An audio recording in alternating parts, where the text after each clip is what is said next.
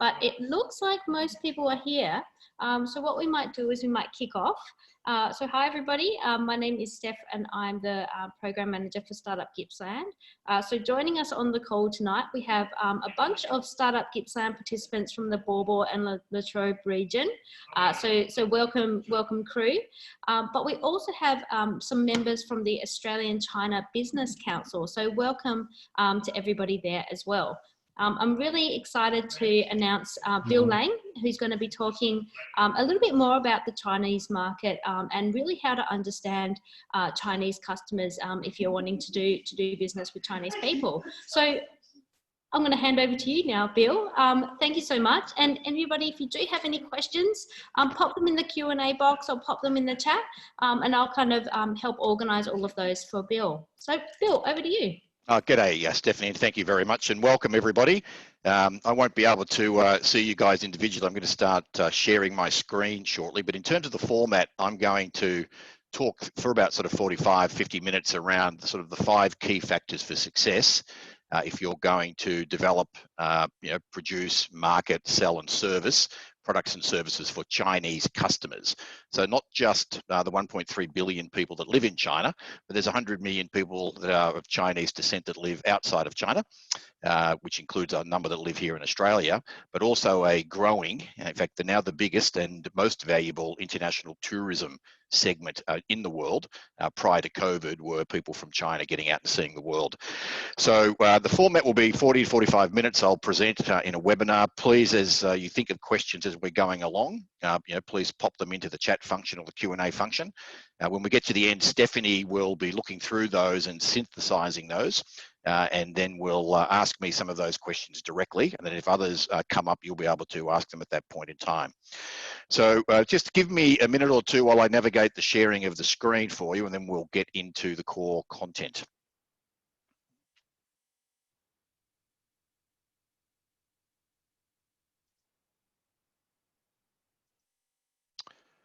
Okay, so what you can hopefully see now, and I might get you to confirm for me, Stephanie, is a couple of Chinese lions dancing on the screen. Yes, perfect. Thank you. All right, fantastic.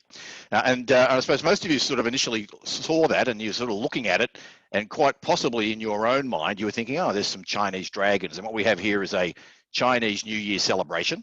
And the first association we might have, we think China, we see a big costume and lots of color and looks like an animal, it's a dragon. In fact, these are Chinese lions. And the one that has the sort of the yellow mane and the yellow legs is the typical colored of a southern Chinese lion, which comes out and does a dance at Chinese New Year.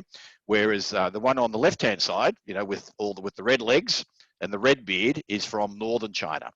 And I've started off with this slide because there are many assumptions that we all have about China, and that we typically have a generalization that is very incorrect from what China is actually like, and therefore what Chinese people, in terms of their needs and preferences, are actually like.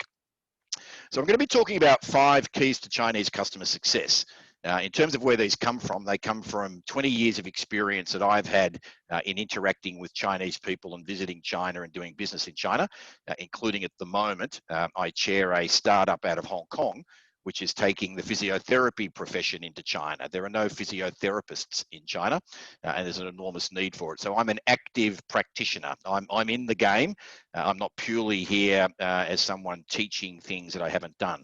But secondly, this particular framework was developed in partnership with the Victorian Department of Education and Training, and then tested with over 50 small businesses along the Great Ocean Road in terms of uncovering the things that are important if you're going to succeed with respect to marketing to Chinese customers. And when I use the word marketing, I'm using a very broad strategic definition. So making choices about products and services, how they're going to be positioned, how they're going to be priced, how they're going to be promoted and sold, and ultimately how they're going to be produced if they're a product or a service. So it's a strategic definition of marketing, not marketing equals advertising. So the 5 keys, the first one, which I'll spend a bit of time talking about in a minute, is opportunity. And what do I mean by opportunity? Well, there's a need to understand it and then to commit to the opportunity. We'll always hear about how big China is. It's becoming wealthier, lots of people, big opportunities. But there are many, many different opportunities, and they require a significant amount of commitment in terms of learning, time, and money to actually successfully pursue. The second area then is culture. Now, there are many things that people of different countries, different ethnic groups have got in common, and then there are some things that are very different between different countries and different ethnic groups. So with culture, it's understanding and appreciating what we have in common, and then having a really acute sense of what is different and what those differences mean. The third and sort of fourth areas are around engagement and technology. You know, you need to be very easily findable, very engaging in a Chinese way, and very shareable with respect to digital media in terms of succeeding with Chinese customers. And you must use the technologies that Chinese customers use and value. About the only one that's similar to what we use here in the West, or what the typical Australian would use, is the mobile phone. But with respect to the mobile phone, the apps that Chinese people use, including the Chinese people that are living outside of China, so have recently emigrated or are university students, are very different and work very differently than the sorts of apps that we would use on our mobile phone. The fifth area then is around training and the specific things that you need to develop knowledge and skills in to be able to successfully put together a strategic marketing plan and then to implement it to be successful from a financial point of view with respect to serving Chinese customers. Okay, let's talk a little bit about the country. Now, of Chinese ethnic origin, there are 1.4 billion ethnic Chinese people around the world. There are 1.3 billion living in mainland China. Now, China has a number of provinces, so they're similar to our states and territories, and what are also called special administrative zones. So a place like Beijing is in its own right a special administrative zone. But let me just take you for a little bit of a tour around China, because there is no one China, in the same way there's no one Australia. You know, there are Territorians up there in Darwin. There are people from the Gippsland area, very different from, say, people that are in Melbourne. So while we have one Australia, you know, when we have stereotypes about Aussies and Australians, China, just as is the case in the United States or in the European community across Europe, is actually made up of many different geographic areas with different histories, many different ethnic groups, many different preferences and tastes based on where they live in their history. So if I just, we look up here, these ladies here are in a traditional Mongolian costumes out on the plains. And True Mongolia borders this part of China, which is called Inner Mongolia. Very large piece of land. Mongolia is here, and then Russia runs up around here. Heilongjiang borders, right here is North Korea. Right here is Russia. You go up here to the capital city called Harbin, which are very famous during winter because everything ices over for months and they have ice sculptures. But you'll find a whole bunch of architecture that doesn't look Chinese. It in fact looks Russian. So over here we have a group of people. This is in fact a marriage ceremony happening in Harbin during the snow season.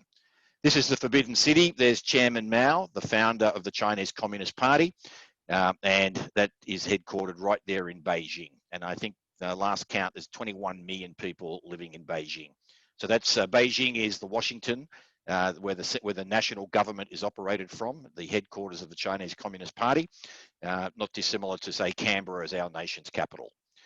Down here is where the photo was taken from, where we're actually sitting on what's called the Bund, which is a part of old Shanghai, looking across the river to a suburban area called Pudong. Now, if I was to show you that photo of that skyline 40 years ago, that wouldn't be that different from driving towards Wonthaggi. It would be paddocks and trees sort of on the side of a river space. So all this stuff that you see there has basically been built in the last 40 years when the Chinese Communist Party decided that they would open up to the world, go out to the world, learn more about the world, start trading with the world, start learning from the world. Shanghai is a very, very sophisticated city. Very multicultural from an international point of view, and is probably the most Western-like in terms of the way you would go about doing business with respect to people in Shanghai. It's the closest, in my experience, with respect to all the parts of China as to what it is in doing business with someone who's from, say, based in Sydney or based in Melbourne. If we go further down to the bottom, here's a bunch of beachgoers. No, they're not in Hawaii. They are in an island or a province called Hainan Province or Hainan Island, known by the Chinese as the Hawaii of China. And it's sort of, they could be on Waikiki Beach. They could be up on the Gold Coast. It's the southernmost point closest to the equator. So very tropical. It's very important from a business point of view because it's a free trade zone and a free trade port. So a whole bunch of normal Chinese regulations are not applied to attract international businesses to be doing business with China through the Hainan area. If we go over here, here is the province of Tibet, and here are some Tibetan monasteries. Xinjiang is an area that you might have heard about that has quite a, from an ethnic point of view, an ethnic group known as the Uyghurs, whose religion is the Muslim religion. This part of China, in terms of overall China, has been part of the territory of China for many hundreds and hundreds and hundreds of years. So when we look at China, there are actually 56 different ethnic groups, but the majority overwhelmingly is known as the Han Chinese ethnic group. But every ethnic group is named quite explicitly, and you know on your Chinese citizenship papers and your birth certificate which ethnic group you are a member of. And for different parts of China that are poorer and mainly populated by people of particular ethnic groups, there are different policies and programs and incentives and support made available to support those areas. So we have 33 provinces, which include special administrative zones. So places like Hong Kong is a special administrative zone, so is also Macau. It's very different. It's a very different country with a very different political system, different legal systems, different business systems, and very, very different practices.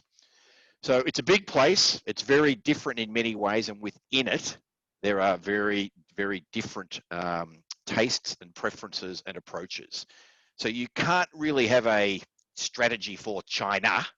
You can have a strategy for the people from a part of China or Chinese people that may be living in other countries, because the country itself is very, very different in terms of the preferences and in fact, in many cases, the languages. So let's have a quick look at what tourism looked like in Australia before COVID. So this is 12 months ending June of 2018. We had 1.4 million Chinese visitors come down to Australia. It was the biggest source destination of visitors to Australia. They didn't come for as long in terms of number of days, say, as the number 2 source, which is New Zealand, but they were here for less days, but spent 4 times more per day than what an American tourist, when they come to Australia, spends. So biggest in number, not the greatest in number of days, but they spend a lot of money when they're here. Now, an interesting fact is that of the 1.3 billion people that live in China, there's only about 100 million that actually have a passport. So if you think about the 100 million that have got a passport, and we've got 1.4 million, that's like 1.4% potentially of those with a passport have been to Australia. And some of these people at 1.4 of the 1.4 million have been here before. They're actually here visiting friends and relatives, or they have a child, 70% chance the child is a daughter who's studying at a university or a TAFE college here in Australia. So they're not coming at the moment. No one's coming. Even some Australians aren't allowed back in, but they will be coming back as solutions to COVID, whether it be vaccines or different ways of testing, different ways of treating are developed in coming years. The Chinese are out to visit the world and see the world and learn more about the world. But that's, so we've got 1.4 billion generally Chinese people in the world, 1.3 billion in China, 1.4 million that 12 months ago came down and visited Australia. We also had last year 200,000 Chinese university students here. So fastest source of international students. On average, they spend $50,000 a year on accommodation and living and other expenses, excluding their university fees, and they're here for anywhere between 3 to 6 years. Then another market are residents. There are 1.2 million of Australia's 24 million residents that speak Chinese. And of the 1.2 million, 700,000 were born in China. And of that number, in the last 10 years, it's been in excess of 100,000 have recently immigrated to Australia. So when we think about the market, the Chinese market, you know, from an Australian perspective, we have the people in China, the people that are visiting Australia, the people that are living here for a temporary period of time as students, and the people that have made the decision to become residents and move to Australia.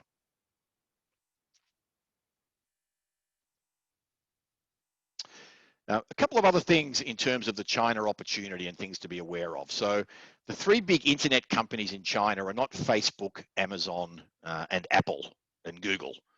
They're Alibaba, Tencent, and Baidu. They're actually known, this is an easy way to remember this, given some of the stories around potentially the origins of the virus.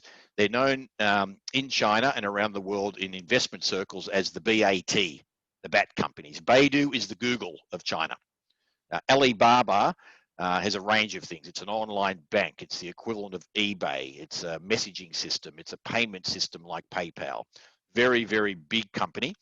Started by an entrepreneur called Jack Ma, or Ma Yun, as he's known in Mandarin, who actually studied at the University of New South Wales, has donated more than $100 million to that university for a set of scholarships, has a very fond place in his heart for Australia and the way he was treated and what he learned living in Australia. And he started that business basically building websites in his little apartment after he'd had a trip to America and seen this thing called the internet going on. Tencent does lots of things on the internet. And one of the things we'll be talking a lot about tonight is this app called WeChat. And WeChat, in many respects, is used by every Chinese adult every day for at least 20 to 30 minutes. So a big part of their life is lived on their mobile phones on this app called WeChat. Now let's talk a little bit about what are the product and service categories that Chinese people are already buying from Australia when they're visiting or when they're living here, or they're buying here, living here and sending back to their friends in China, or they're buying online in China, or in some cases they're buying in shops, in supermarkets and retail stores in China. But there's a set of categories of them I just want to talk about very briefly. So as you think about your own product and service, whether in fact that might fit in with these. So food and beverages, very popular, health related. So the Chinese people have two or three key values in their lives. One is health. You know, there hasn't been until recent decades much of a hospital system. You know, they've used methods of traditional Chinese medicine, which are still used, and they've used them for thousands of years. There is 4,000 years of written history in China. The Chinese Communist Party has been in power now for, I think, about 70 odd years. So in many respects, for older Chinese, this is the current system that China is operating under. But over those thousands of years, there have been many, many different systems that they've operated under, and the Communist Party is the current one. So health is absolutely critical, and self-health, looking after yourself, using various extracts, making sure you're healthy. Chinese people live to a very long age unless they're in an accident or they have a particular disease, and more likely from some genetic variation they may have, a proportion of the population. So they live a very long time. Health is very important. Therefore, vitamins are very important. Australia is seen as a very safe place to get things like health products, vitamins from, food and beverages, and baby products. Now, why is that? There's a lot of people live in China. You know, there hasn't been well-organized governments really until the last 20 or 30 years with respect to the way the Communist Party operates China, where there's a sort of part of capitalism taking place, but in a very Chinese way, and in the way the Chinese Communist Party does things, which is very different from the way the Soviet Union did things. So you sort of say, well, they're communist. Well, Vietnam is communist as well. We've got communists in North Korea. We've still got them in Cuba. They're very different systems, in the same way that the Australian electoral system and democracy is very different from the way things work in the UK, or the way they work in Canada, or they work in the US. But the Chinese system, you know, prior to the improvements over the last 20 or 30 years, families were paramount. You had to look after each other. You then had to look after your neighbours, the people that you went to school with, broader set of relationships. You could trust them, you knew where they were from. That was the way trust, and I'll talk a lot about trust in the next half an hour, because without being trusted, you will not succeed. with your product or service or any other business relationship with the Chinese people. So trust is paramount. Now, there have been scandals in China where products have been developed. People have broken the regulations and put in baby powder, for example, something called melamine, which then a whole bunch of babies became very sick. Then the authorities in Beijing, and they did this with Wuhan as well, when they finally realized that there was an issue taking place, they intervened very directly. So unlike what we've been seeing in Victoria, where, say, Scott Morrison and the federal government really can't do anything under our constitutional system, the government operating Wuhan, and in this case, the province and the factory owners that were making this milk powder that was killing babies, were immediately arrested, locked up, lost their jobs. People from Beijing were sent there to fix it up, clean it up, etc., etc. So Australia is seen as having a good legal system, being a clean country, no polluted air, having friendly people, green pastures everywhere, very happy cows. And so if the product comes from Australia, there's a group of Chinese that are very keen to buy it, particularly if you've got friends that have got babies in China. So one of the things that happens with many of the students that are here, they actually act as what are called digos, that they're running their own little business. They'll go into Chemist Warehouse, they'll take a photo with their smartphone of baby powder, and they'll take a photo of the receipt. They'll send that via WeChat to their mum or to their customer who might live in the same apartment as their mum, and in that next door they've just had the baby, and they'll give the green light then for that person to send up the same product that the Australians buy and use for their babies, or the same vitamins, or the same skincare products. So those sorts of product categories, particularly amongst Chinese people that have friends in Australia, or Chinese people that have been to Australia, or they know a little bit more about Australia than what most Chinese, the only thing they know about Australia is it's a long way away. They've got some funny looking animals, one called a koala, one's called a kangaroo. And China buys a lot of minerals that they need to turn into concrete and build the cities and make fast rail and make China modern. So the majority of Chinese people don't know anything about Australia. A small proportion that have been here, have friends here, they are much better informed, and they, generally speaking, are the wealthier with the money to spend to be able to buy the best products they can access from around the world, not just what's available on the supermarket shelf. We've had people like Penfolds, who own the Shiraz Grange, have had significant issues in China because a competitor created something called Benfolds, copied the label, came up with a cheap version of red wine, and was selling it throughout China. And it's taken Penfolds, the big Australian wine company, several years to finally be able to have that product banned in China. So there are lots of rip-offs, copycats all around the place. The Chinese people, when it's a serious product that could impact their health in particular, they will want the authentic product and be getting it from someone they can trust that wouldn't be tricking them or trying to deceive them. Education, critically important. Australia has they look to the ratings. Where are the Australian universities rated in the world? We've got, I think, 4 that are in the top 50 based on the latest international ratings.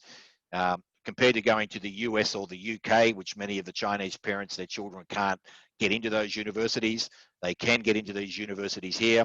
They'll often send the children down at the end of year 12 and they'll do year 13. So there's tens of thousands of international students that have finished year 12 and they're doing a year 13 to ensure that their knowledge is up to VCE standards and that their English is better. And a bunch of these students end up at places like Melbourne University and RMIT and often end up amongst the best students graduating from those places. Education is a pathway to future success and prosperity in China. So it's very, very important.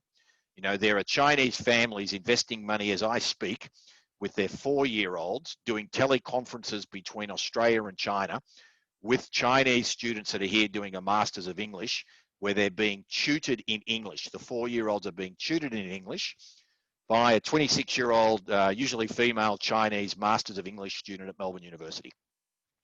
And back to this authenticity, that platform that's being built has thousands of tutors on it, tens of thousands of young children whose families are paying for that education. And if you're from Melbourne University as the tutor, you actually can charge 20% more for your hourly rate compared to if you're from a lower ranked university. So it's another thing about Chinese culture, and I'll talk a little bit more about it in a minute. Hierarchy is very important. Knowing where you are in the hierarchy, knowing what your place is and what the appropriate behavior is in that hierarchy. Very, very important, and makes a difference. So if you have the #1 selling vitamin product in Australia that the Australians buy, you're going to be able to charge more for that in China than, say, what might be the #5 one. So education is critical. The other thing that blows people away is nature, the attractions. When we were working on a project on the Great Ocean Road, I spent a day following around a bunch of people, Chinese people driving themselves around, some of the big bus coaches, and then some of the Toyota coasters with 25 people on board, filming what they were going on. I had a translator with me then that would interview some of them and get a sense of what they were expecting, what they actually experienced, where the gaps were. Trying to uncover how could we make this much more seamless and easier for them. But I still can't believe times when I would see a car parked on the side of the road, 3 generations of Chinese people, so the grandparents, the son and daughter-in-law, and the one child who might have been 6 to 8 years old, having a picnic with thermoses with their own tea. They're very big on taking their own food with them because they know where it comes from. And they've got the particular tea that they like to drink out of 1,000 different varieties that are available in China, but having a picnic on the side of a road looking at a paddock. So I pulled over and I'm having a bit of a look, and I got my video camera out and I'm looking around, and over in the distance were a bunch of sheep with a bunch of lambs. So this was down in the Otway area. So they're overwhelmed by space, our nature, how clean things are, green. And of course, the very rare animals that we have. They know the koala, they know the kangaroo. They're starting to learn about the sulfur-crested cockatoo and the platypus and others. But those things are very attractive, as are increasingly wellness. So a venture that I'm involved with is looking at bringing wealthy Chinese people that need operations, need to have a knee replaced or a hip replaced, into private hospitals, and then having them stay on the Bellarine Peninsula or Mornington Peninsula to recover and to get the physiotherapy that they need. And there's a whole segment of older Chinese customers that are affluent. They've got the money, they have some connections down here in Australia, and the ability to come and have an Australian surgeon do the operation, work with Australian physiotherapists and recover in a wellness retreat, which could be the RACV at Cape Schanck, for example, or somewhere like the RACV at Torquay, is going to be highly attractive when things open back up again. So that's a lot of information that's basically saying it's a big opportunity, but it's complicated. There's ranges of products and services Australia is known for, and that we have the key attributes. There are different channels that you need to think about and how you might promote it. And so it's hard work. If you think doing a startup alone is a challenge, where everything's in English and you're navigating a whole range of different things, it's another level again. When I get to the end of this presentation, one of the things I'm going to recommend is if you've got an idea and you can come up with a minimum viable product, you should see whether local Chinese people that have moved here in the last few years will buy it from you. Get feedback from them initially. Let them be the beta customers. Because if they're not going to buy it and they're living out here, you're not going to sell it in China. So that's where you find the test market. And as I said, there are literally hundreds of thousands of recent immigrants, the last 10 years, that you could be testing out the product concepts that you've got. The next area I want to spend a few minutes talking about is culture. So a couple of slides very quickly. This is the physical landmass. When we overlay the Chinese landmass on the Australian landmass, you get to see that it's a bit bigger than Australia, so almost sort of 2 million kilometres more, 207.6. It's about 15 or 18% more in terms of land space. But remember, 1.3 billion living there versus 24 million in Australia. And that has implications in a whole range of different areas. Now, one of the things about the society is that it's a very communal society. Decisions are often made at a group level. Maintaining harmony between people, within levels of the hierarchy, within the family, within the neighborhood is absolutely critical. So there's a concept I'm going to talk about in a minute, which the Westerners call FACE, which is never embarrassing a Chinese person. And this is unfortunately an area where our own government has been making a lot of mistakes in the way they go about communicating to all of us around what Australia's position is. And that communication is pretty frank and direct, and we sort of understand it, but it doesn't get interpreted in the appropriate way, in the way that Chinese people would interpret that. And it's creating lots of problems, unfortunately. So in terms of values, collective, as a group, maintaining harmony, very important. the hierarchy. From a Confucius values perspective, there are sort of 5 key relationships. Now, many of us won't necessarily agree with this, but this is 4,000 years of history. This is a culture, a deep culture. And that is things like, the father or the boss is superior to the employee. There's no attempting to motivate Chinese employees to work at a certain level for you. They will do exactly what you tell them to do. If you don't tell them to do something, they won't do it. They won't take a risk. They won't be proactive, generally speaking. The younger generation that have had some international experience is changing, but it's very much command and control. The wife or the son is subordinate to the father. The wife is subordinate to the husband. The children are subordinate to the parents. So that's the hierarchy, and the citizens of China, the 1.3 billion, are subordinate to the state, to the country of China, which is a one-party state run by the Chinese Communist Party. Now, the Chinese Communist Party, so has 92 million members.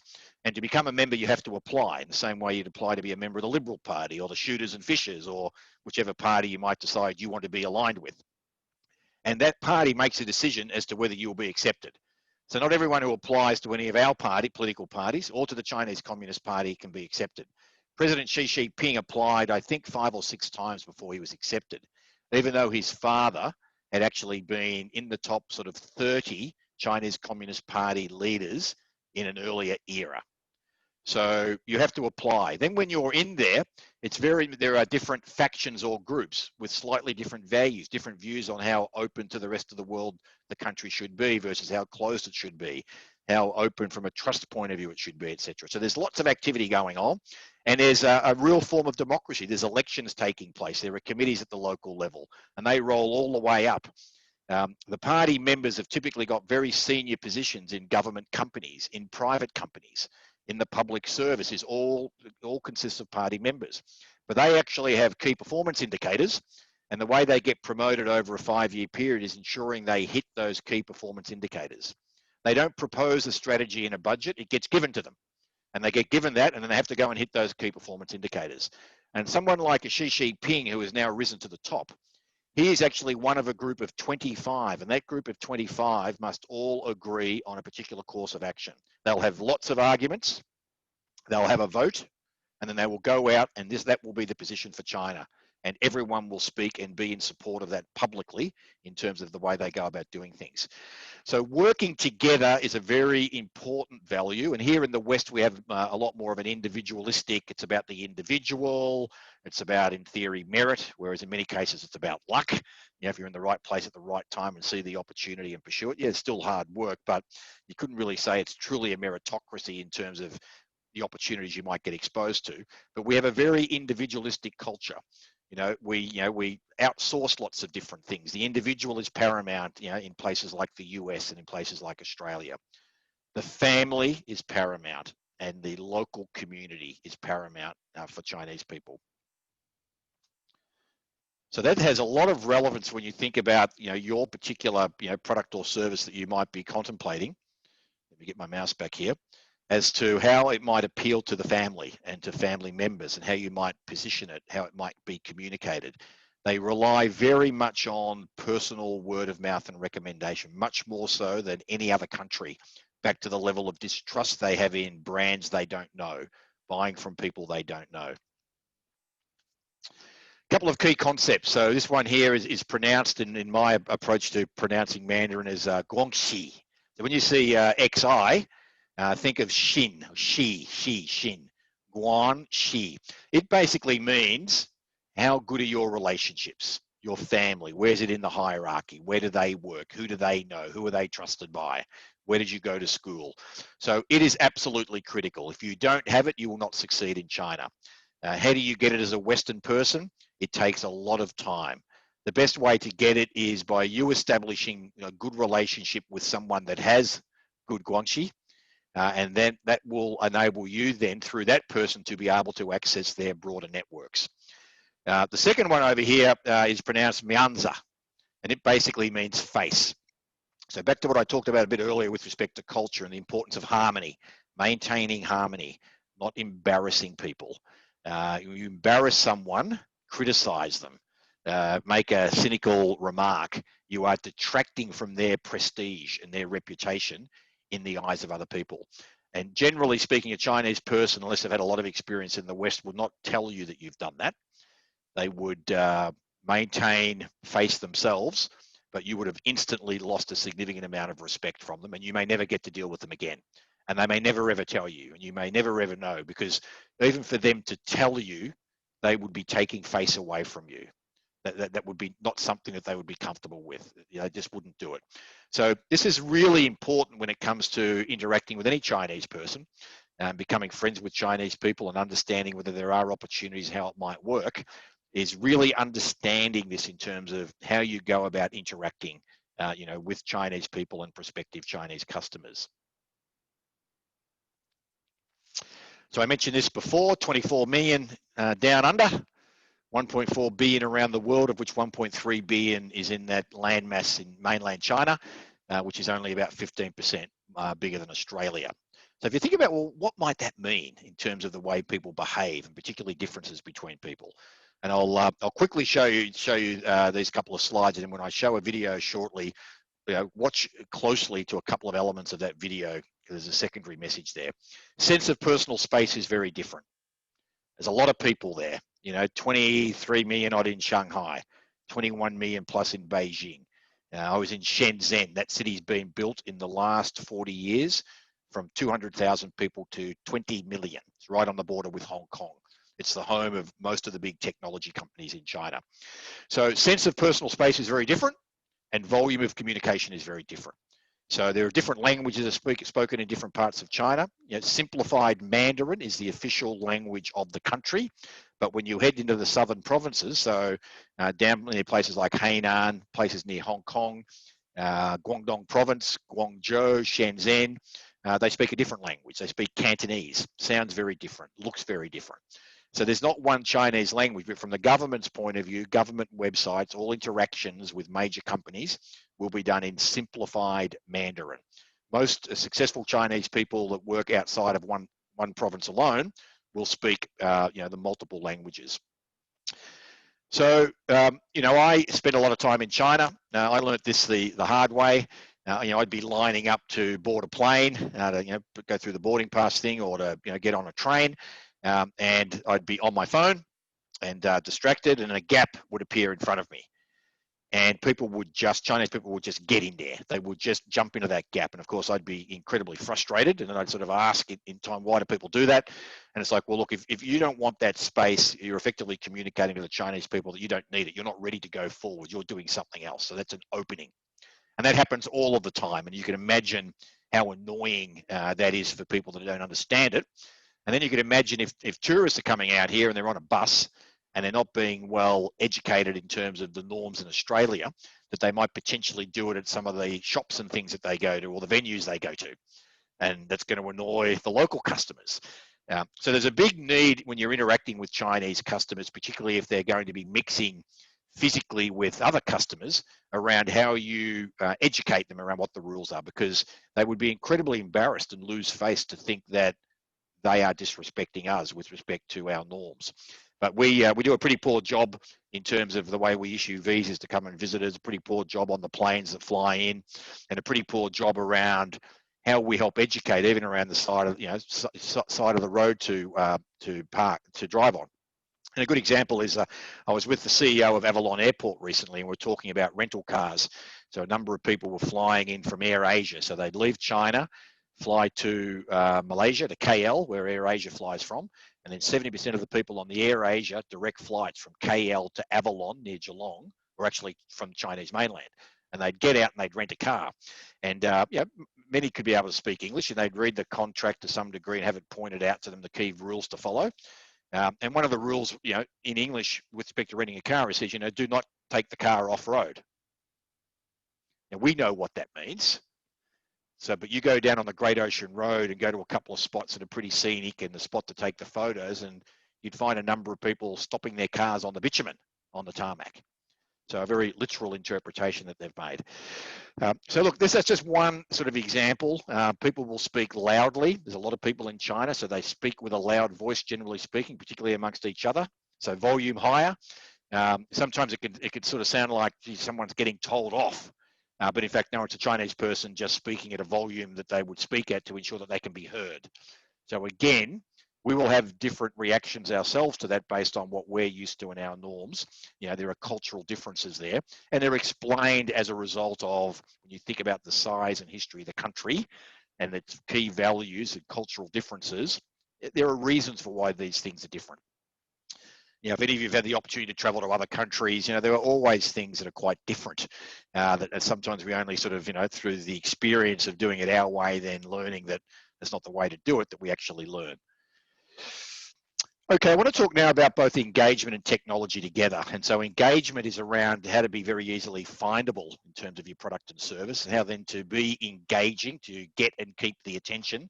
And then whatever it is that they might end up buying, how do you make it very, very shareable? And technology that's used by Chinese people is absolutely central to this. So this is the mobile phone.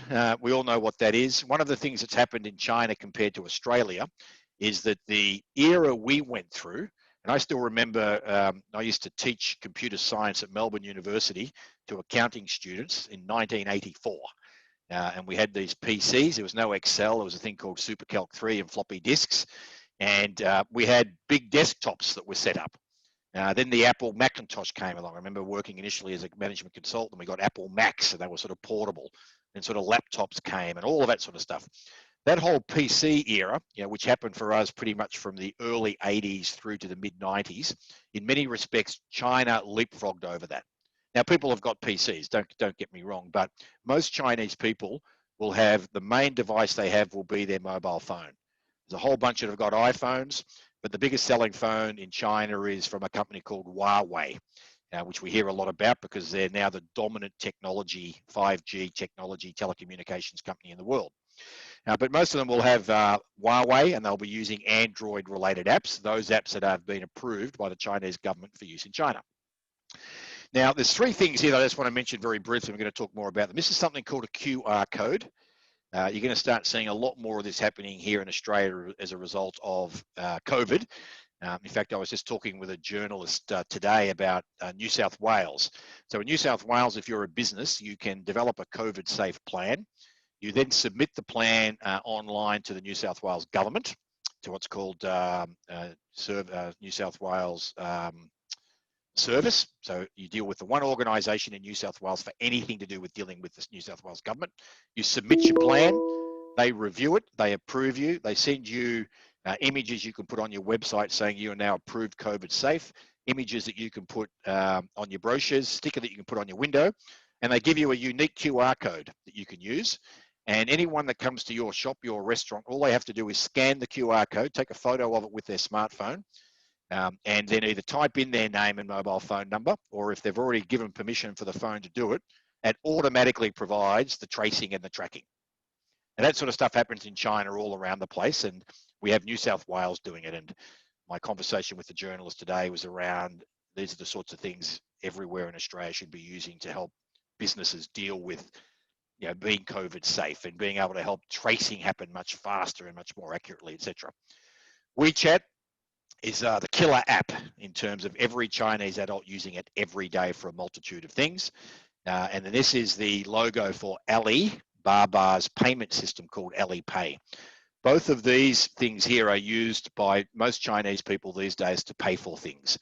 Another difference with China, you cannot get an American Express card, a Visa card, or a MasterCard in China. There's only one credit card called a Union card offered by all of the banks in China. Most purchases these days are not for cash. They're actually using their smartphone, using these particular apps. So again, if you're going to have products and services available, the Chinese students that live here, many of the Chinese people that live in Australia, they're using those very same mechanisms and prefer to deal with businesses that accept payment that way.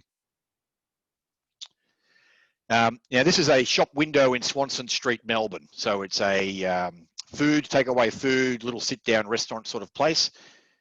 You'll see some QR codes here, right? hark.com.au delivers food mainly to Chinese students in Melbourne. Here's another one, melbournesc.com.au, another effectively aimed at local Chinese, the Chinese students, food delivery service all in Mandarin. C-Trip is the equivalent of Expedia, Webjet, and TripAdvisor all combined. And so when most Chinese people will book their holidays online from their phone, they'll use Ctrip in many cases to research it and then book it. And then as they're traveling around with the Ctrip app, they're getting feedback on what people have thought the other Chinese visitors to those businesses. How did they rate them? Do they recommend them, etc.? And do they want to provide a rating and make a comment? And they are very direct. The comments that they will make will be very, very direct. And most Australian businesses would not have a clue what is actually being said because they're not actually interpreting, first of all, knowing that feedback is there. And that explains some of the reasons why they're no longer attracting, say, Chinese customers. So, that's just, I just want to sort of, you'll see here, check us out on Google. So this business has gone and probably set a Google page up. You also, make a review on Zomato. That's an English one. This good old TripAdvisor. Looks like they were reviewed and recommended in 2012 and 11 by The Age with the Cheap Eats Age Guide. So just a retail, food business, you can sit in or you can get it takeaway or you can get it delivered. But you can see how, in terms of attracting Chinese-related customers, that it's not just a Facebook and a Google sticker sitting on the window. This is a project and a service that we developed in partnership with the Vic government as part of the project. This in Chinese says "Huan Ying Ni Pengyo," which means welcome friends. This thing along here says in Chinese, scan for great deals. And then that particular QR code, when we tested this with Life Saving Victoria, we put it in a whole bunch of beach locations down on the Great Ocean Road. And as the Chinese tourists came off the buses or out of their renter cars, they would scan it to find out about all the great deals in the area. But the first thing they had to see was what the basic safety rules are on an Australian beach. Now, when we conducted research with a bunch of Chinese tourists and we sort of looked at the flags and things, we said, what do you think those things mean? They said, the flags, that must be the private part of the beach. You can't, that's the area you're not allowed to go to. I know, we know what it means to us. We even found signs down that literally when you looked at the sign and sort of read what it said in English, it was pretty much saying, don't swim when you see the flags. Even though we would look at it and, know, having grown up in the beach culture in here, that, yeah, that's the safe place. And mind you, we still have plenty of Australians that know what those rules are, that seem to ignore them. So again, we can't, from a cultural point of view, just because we know certain things, and of course we expect visitors to our country to know it, if we don't make the effort to educate them about it, we can't expect them to automatically, interact in the way that, that we're more comfortable with based on our culture. I'm going to just share with you a little, very short video here about WeChat in particular. It goes for a couple of minutes. And then I'm going to show you a couple of examples of what's called an official account, which is one that you get approval to actually have sitting in China, because people in China can't access Facebook and they wouldn't care. They wouldn't be interested in it. They can't access Instagram, not interested in it.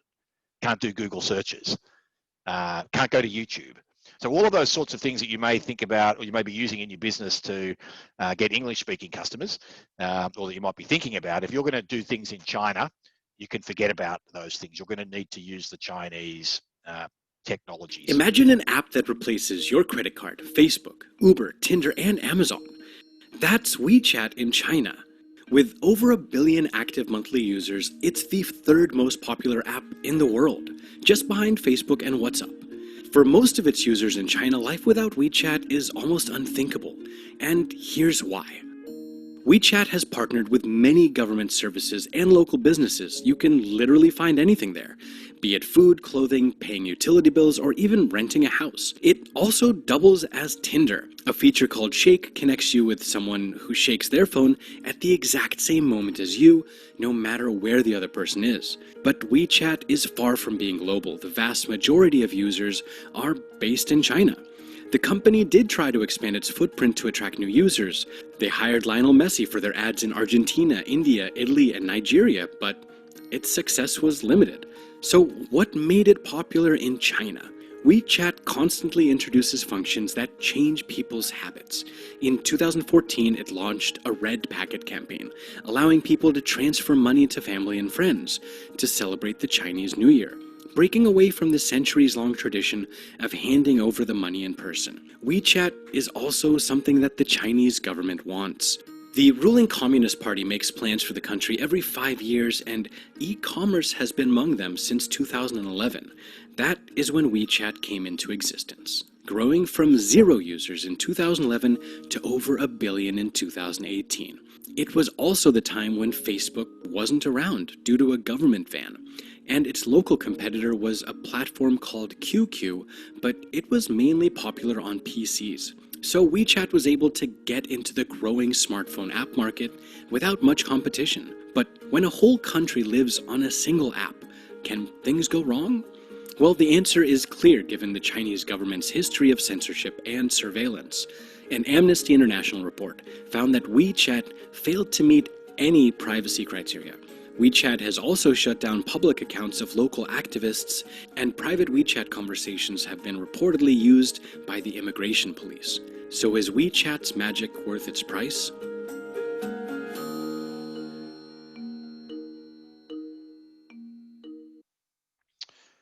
Okay, so that last question is an interesting one, and depending on your worldview, your personal values, you may decide, look, no, it's not worth its price, and therefore I'm not going to use it. And as a business person, so if you're not going to use it as a business person, and you want to succeed with Chinese customers, you're going to fail.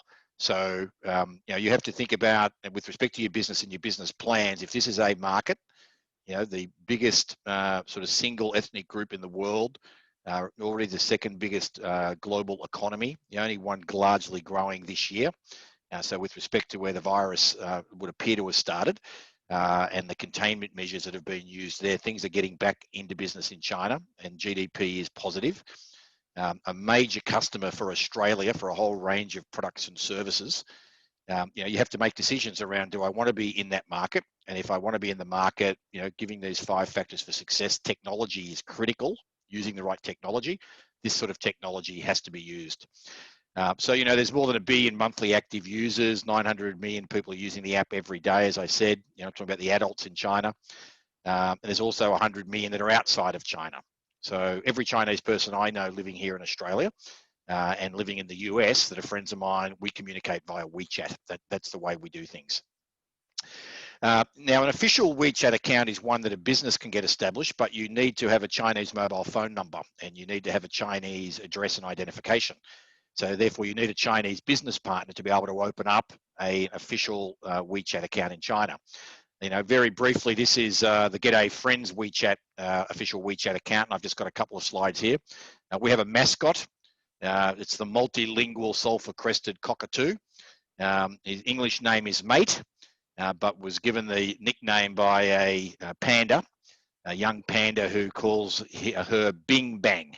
And Bing Bang in Chinese means cool, white, and sweet. It's actually the word for ice cream. And there's this particular brand, G'day Friends, has a children's book underway where these 2 characters meet each other and go on the Great Australian Treasure Hunt. But this is Bing Bang's, effectively her blog. Then I took her down on a trip to French Island. And so, here's one version of her. Bing Bang says to say, ni hao, everybody. But that's her trip over on the ferry from Stony Point. Then a photo down there at the French Island General Store. And a whole great big blog where this has been written by Chinese people based on the key elements of French Island, a photo of a koala crossing a dirt road, photo of the llamas, the shot of the McLeod prison farm, for those of you that are aware of that. So, we will, in terms of the plans for G'day Friends provides to a bunch of Australian businesses a profile in Mandarin and QR code so that visitors, when they're here, can find the authentic Australian businesses, not just those that are on Sea Trip, but what's the authentic one, where the Australians go, what the locals do and where they go. So the other thing about being engaging is being shareable. So, everyone uses smartphones. If you've been on any holidays, you've taken lots of photos. There's a lot of photos get taken of what people are about to eat when they're out. When you're traveling, particularly if you're from an Asian country, you're having this wonderful trip of a lifetime, and you've come to Australia, for the first time, you are living your trip via taking photos and sharing it on WeChat as you go all the way. So, I've seen some, I did a mystery shopping project in Margaret River in Western Australia 18 months ago, and they were doing a very poor job with respect to Chinese tourists, but an excellent job. Some of the wineries with Australian tourists, because they'd set up, at the winery, the Instagram area where the photo could be taken, with a great shot of the valley, but all framed up so people would put their heads inside, and the website address and the name of the winery was there. They'd already gone on Instagram and set up a place so that could be tagged as to where they were.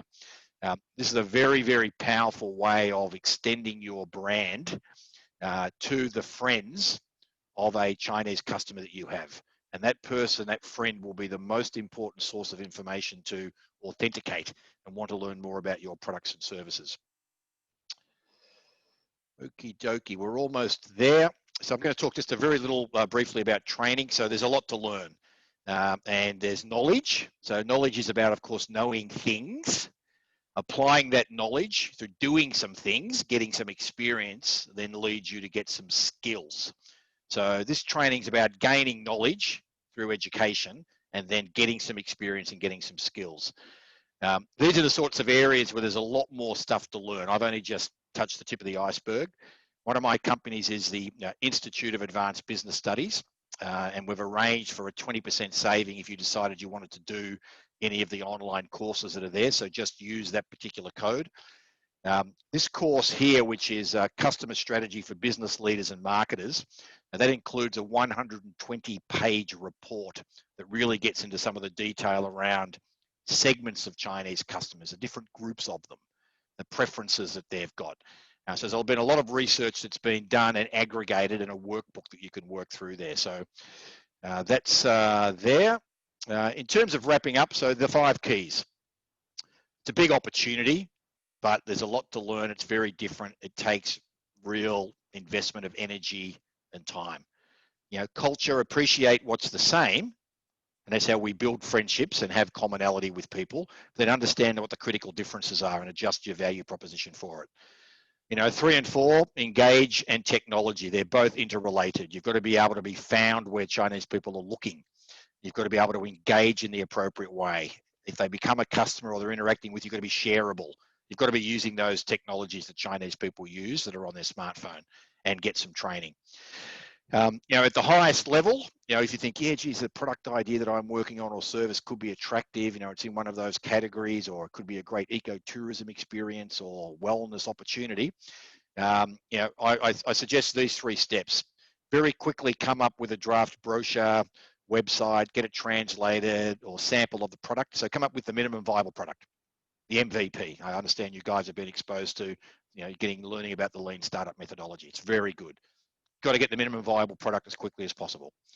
A number of US generals have said that, the best developed war plan never survives contact with the enemy.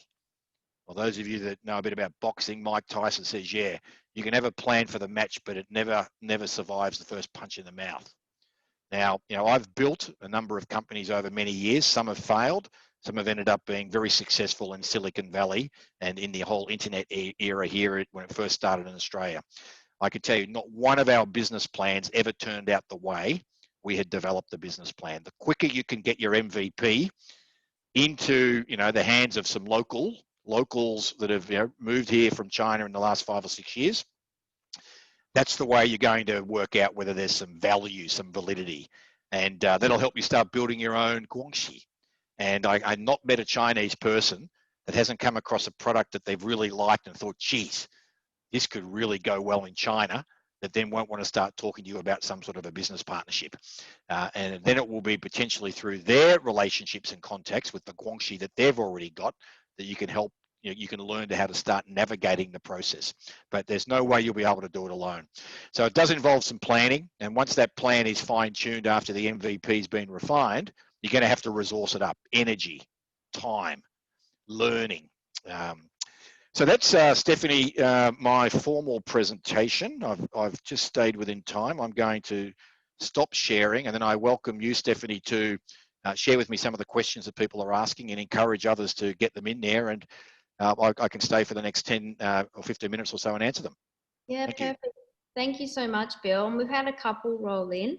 So just to remind everybody, I think that the chat was disabled, but you can ask in the Q&A box, and there has been a few people who've popped some in there so far. So we might start with Michael's question. And he had a question around international students in schools. So, you know, we talked a bit about tertiary education, but Bill, did you have any comments around, year 10 to kind of 12? Yeah, so I see Michael's question here. I've got it up on the screen. So when referring to international students, there are hundreds in our schools. In fact, there are, I believe, tens of thousands, Michael. And so when I use that number of 200,000, I was talking just about tertiary education students, so universities and TAFEs, private, CRICOS registered tertiary providers or vocational providers. And yes, that year 13 that I referred to is in fact the foundation course. So the foundation courses that are offered sometimes in close association with a university, sometimes as standalone. But I know I was talking with a friend of mine who's a primary school principal, 1,200 students, co-ed, Catholic. And one of her greatest concerns at the moment is the 120 Chinese students annually each year that they have been getting that they're unlikely to get next year. Yeah. Okay, so that's that one done. Yeah, beautiful. Thanks, Bill. And a question from Travis asking about, IP, and do you have to be a bit careful of like sharing, especially if you're an earlier stage business, sharing your IP with, potential investors, business partners? Yeah, so yeah, look, absolutely. It's there are legion stories of, things being ripped off, copied or whatever. And again, there's very significant cultural differences. There is something called the 36 stratagems that young Chinese children learn them through the stories that are read and are taught to them by their parents and their grandparents. And every person raised in China for many, many years knows them and uses them in their everyday interactions with people. And we would sort of look at them and go, well, it's lying and being deceitful, but it's part of the culture is to be tricky and clever. And to make you feel good and have you be relaxed and potentially have you share more than what you would share. So when I talk about like a minimum viable product, and let's say I was talking with someone who lives down at Western Port that have got some interesting ideas around some of the stuff growing on French Island. You can't go disclosing everything. If there's going to be a secret formula, you can't share all of that. And that's where embarking purely alone on sharing ideas, not investing in getting someone to help guide you through it and to help you validate how trustworthy the person is, that's important. So people that have been living here in Australia for quite a while that have, say, come from China 10 years ago, they're becoming more Australian than Chinese. And you have to think about whatever it is that I'm doing, there's a whole part of it that relies upon what needs to happen here locally. That is not necessarily easy for a recent Chinese immigrant to do, let alone someone based in China. So there's been a lot of trading, exporting to China of wine and food products and things by local Chinese people that have found the stuff and they're exporting it to their friends that own distribution companies or own supermarkets and things. And that's been a very easy way of doing things. But you definitely need, it's very much buyer beware. We come at it from a totally different approach. You hear a lot about the Belt and Road Initiative, and the Victorian government signed an MOU, Memorandum of Understanding. The Memorandum of Understanding, unlike the East-West Link project contract, is actually not worth the paper it's written on. It's a formal process of going through something with a Chinese potential partner that says, look, we've been getting to know each other a bit. We think there's an opportunity. We're liking each other a bit. Now let's get something down in writing that's a bit more concrete. It's not a legal document. And in fact, that's all the Victorian government has signed. And for many years, for 40 years, the Victorian government has had a strategy under both Liberal and Labor governments to build relationships with a province called Jiangsu province. 80 million people live there. It's the wealthiest province in China. Its headquarters, its biggest city is Nanjing. Now, for 40 years, that relationship's been getting built. People come out here, people go out there. A venture I'm involved with, we've just won support of the Nanjing government to establish our Chinese subsidiary in Nanjing with their support, with them providing access to office space, tax breaks, introductions to the first couple of hospitals that will be clients. So you absolutely have to be wary, right? So again, this is why it takes commitment. And what I'm pointing out here is there's a lot to learn, that you can learn from the mistakes that others have made, as opposed to necessarily getting burnt. And then, it's like I put my hand near an open flame and I learned very quickly because of the pain, that's not a good idea. Now, again, as parents, I know with my children, only one of them's ever burnt themselves, but we sort of try and teach them several times not to do that and get them close so they get a touch of it. Take the similar approach. Don't get your hands burnt. Don't be naive. But you need to understand and commit. And then this cultural difference is very real. They are always negotiating with you. You can't let your guard down. You need to think through, what have I got here that is protectable by me, that I'm an essential ingredient of in terms of my relationships and my contacts, etc. So that's why many have tried, most have failed. But for those that do ultimately make it through those commitments and that effort and rapid learning, it's incredible opportunity. Yeah, really very, very wise words, Bill. Thank you so much for that. Now I have a couple of questions that are quite relevant for the times. Everybody this year, especially in COVID, has been talking about TikTok. Do you have any kind of comments on the kind of Chinese market and the use of TikTok as a platform? Yeah, look, TikTok's a pretty exciting thing for young people. And, Bing Bang has got a TikTok account. She hasn't started dancing yet, but, we've had quite a few troubles training the real one that we've been teaching Mandarin to. So I don't know how we'll go with the dancing. Look, I think I don't use TikTok myself. And the reason is, most people aren't aware of all the information access they're providing to all of the internet companies. So TikTok is Chinese owned, and any company in China, must do whatever the Chinese government tells it to do.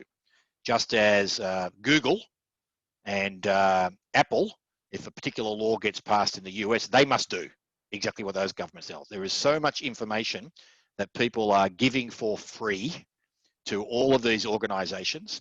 It's like, I think the media recently was talking about, these, databases have been scraped and profiles have been built that this company in China has done, and they're making that information available, about Australians, in China. Well, the same thing's happening all around the world. Like the Australian government has dossiers, profiles that have been built up.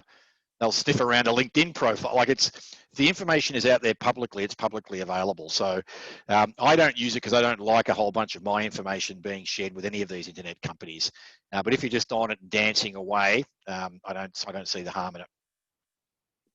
Great, thanks so much, Bill. I have two more questions. One from Matt that's coming through the formal Q&A, and one that's coming through our startups through Slack. So I might start with the one that's come through Slack and then end with Matt's question.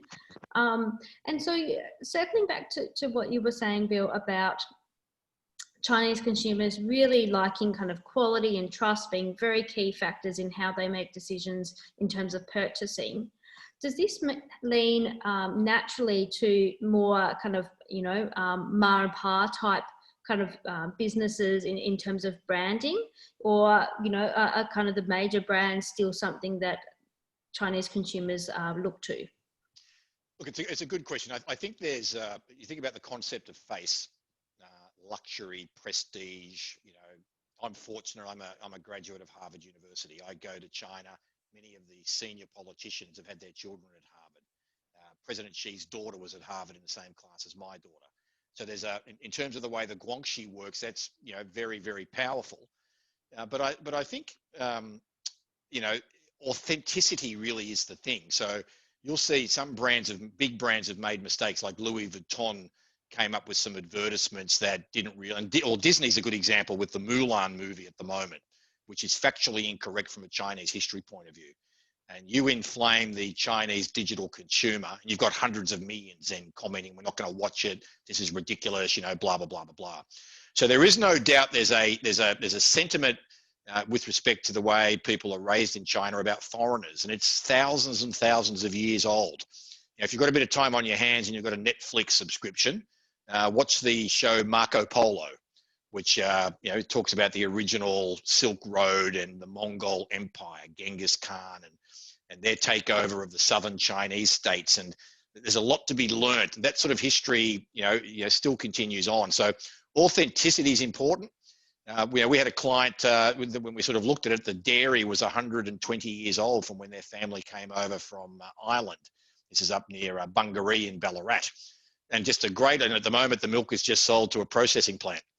And yet, in fact, there's something about the milk that they've determined is that good that certain baristas in Melbourne want it because it froths in a particular way. So we've got a theory about the grass and the volcanic soil that these cows are actually eating. And it could be that, you know, Mount Warren Heap is an extinct volcano, blue sky, green grass. This family company could create a brand. They've got, you know, tractor sheds full of Australian dairy memorabilia, coaches and all the rest of it. That could very easily be turned into a business. You're going to something authentic. This family's been doing it for 120 years. You're drinking the milk there. You know, that milk we believe could be sold at the prices of Moe Shandong in the top restaurants in China. Now, again, that's the opportunity. This is a family been running it. A couple of the sons are running it now. They also grow potatoes for McCain's. You know, who's going to help us do it? So the opportunity's there. They've got some of the key ingredients. So I don't think it's an either or, but it's about authenticity. That's if you just created something and tried to make it look like it was authentic and the Australians weren't buying the product themselves, that they're going to, you know, because somebody's going to go, well, you're being a bit cagey. You're doing it along these lines because you think we're going to like it, but you don't eat your own dog food. You're not drinking your own Shiraz. We want the stuff you guys eat and drink. Yeah, you can see right through it, can't you? Sometimes it's hard to put your finger on exactly why, but you can, as a consumer, you can see right through those kinds of branding exercises. So the last question that we have tonight is from Matt, and really very relevant in terms of what we're reading in the news at the moment. And in terms of, you know, the current political tension that's happening between, you know, Beijing and Canberra, do you think that that's actually going to influence Chinese consumer behaviour? You know, will Australian products actually be less desirable because of this political tension? Look, it's not helpful because we're effectively taking an enormous amount of face away from, you know, the Chinese leadership and the Chinese government. But, you know, Chinese people, Chinese citizens, they know that the media, the mainstream media, is controlled by the government and the messaging that comes out through that. But they rely upon their friends. That's where they get that's who they really trust and where they get the real information from, and operating within their cultural norms. So, you know, the most important opportunity for us is to ensure that we are all friendly with all the Chinese people that we come across, and that they like us and we like them, and we're all interesting people. We've got a lot of things in common, a lot of things that are different about us, and it's a lot of fun, and we should be curious about that. But we look after the students that are here now and the visitors that are coming here now and the recent immigrants. It's their friends and relatives that then are making the decisions to send their children offshore to university, to have a holiday somewhere, to think about investing in somewhere, expanding somewhere, diversifying their own investments, you know, where they can actually take some of the capital that they've generated as successful entrepreneurs in China and bring it to other countries and do other things. So, look, it's definitely not helpful. You know, it could be, you know, I don't think it's going to be overly hurtful though. You know, there are great opportunities for Australia to be reaching out and saying, hey, we want to start developing the China-Australia travel bubble. The technology is being used in China for tracing and testing. Like, this is something that's not often talked about, but the CEO of Fortescue Metals, Twiggy Forrest, has enabled the level of testing to happen in Australia that's happened because he went to the senior officials in the Chinese government and asked them to prioritise making testing equipment available for Australia. And, you know, it got covered a little bit in the media, and it was around, well, Greg Hunt's been embarrassed. He's had to come along and he didn't realise the Chinese consul would be there. He thought the person worked for Fortescue. And yet this is a significant contribution that's actually helping us deal with the way we're dealing with it. That without that support, organised by Twiggy Forrest having a strong relationship to be able to get to the right people and get them to help his friends and, you know, their friends, Australia. So we need to have a much more of a friendship, you know, sort of model with all of this and learn more about each other and engage, move beyond tolerance, move towards engagement. But if you think long term, China's not going anywhere. It's only a matter of time. We're seeing the way the US system of democracy and the way it works there has delivered the governments that it's got, the approaches they're attempting to take with COVID. You know, I'm not here as an advocate for the Chinese system. I think we've got a great, you know, system here in Australia in many respects. You know, the Chinese people are very happy with what they've got. They wouldn't want ours. And people say, well, why, why would they? Because they've got, their incomes are going up. They've got job security. Some people have got a washing machine and a dishwasher for the first time. They're getting to move into apartments. The transformation that's been happening in that country is unlike anything the world has ever seen before. So they're not going anywhere. Much more stable, much more sophisticated users of technology. There's some negatives from our perspective in terms of the freedoms that we have and the things that we value. But I don't think they want to become Australian. So. Yeah, thank you so much, Bill. And I think this is, a really enlightening conversation to have about, it's different perspectives and really understanding and appreciating the different perspectives and the different values and experiences that people have. And I am conscious of time and holding you here for fun. Yeah, no, it's all good. I'm going to head home now, and it won't be a bottle of Grange, but it will probably be Penfold Shiraz, and have a quiet one. And I'll see you again tomorrow night, Steph.